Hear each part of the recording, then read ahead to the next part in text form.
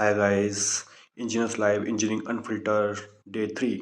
आज हमारा टॉपिक है कि हमें कौन कौन सी लैंग्वेजेस सीखनी चाहिए और हमें कौन कौन सी लैंग्वेजेस का एक्सपोजर होना चाहिए और हमें उसका थोड़ा बहुत नॉलेज भी होना चाहिए।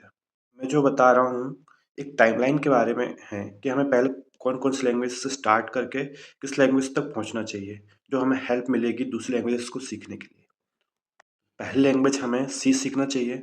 सी सीखोगे तो सबसे पहले हमारे कॉन्सेप्ट जितने भी होते हैं प्रोग्रामिंग के, वो सारे हमें समझ आएंगे।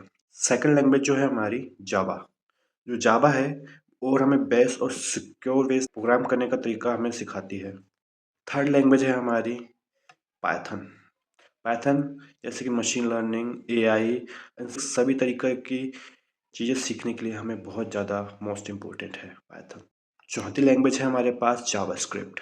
जावास्क्रिप्ट हम सीख जाते हैं तो इससे हमें बहुत ज़्यादा आसानी होगी हमारे वेब डेवलपमेंट प्रोजेक्ट्स बनाने के लिए। पांचवी लैंग्वेज हमारे पास है C plus plus. C plus plus industry level work और माइक्रो कंट्रोल्स को कंट्रोल करने के लिए, डिज़ाइन करने के लिए, और इंडस्ट्री में जितने भी तरह के चिप्स वगैरह डिज़ाइन होते हैं, माइक्रो कंट्रोल सब इसी पे वर्क करते हैं। सिक्स्थ लैंग्वेज है हमारे पास सी शार्प। सी शार्प क्योंकि इंजन्स होते गेम इंजन्स जैसे कि अनरियल इंजन सी शार्प पे ही वर्क करता है। हमें कौन कौन सी लैंग्वेजेस का एक्सपोजर होना चाहिए और कौन कौन सी थोड़ी थोड़ा नॉलेज होना चाहिए। जैसे कि हम HTML तो आना ही चाहिए, किसी भी वेब डेवलपमेंट प्रोजेक्ट के लिए हमें HTML में कोड करना पड़ता है, तो HTML का कोड करने के लिए हमें HTML को सीखना ज़रूरी है।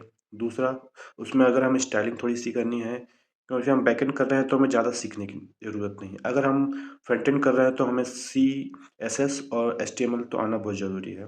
कौन से फ्रेमवर्क सीखने चाहिए? रिएक्ट और एंगुलर हमारे लिए दो मोस्ट इम्पोर्टेंट हैं, जो हमें वेब डेवलपमेंट के लिए सीखना चाहिए।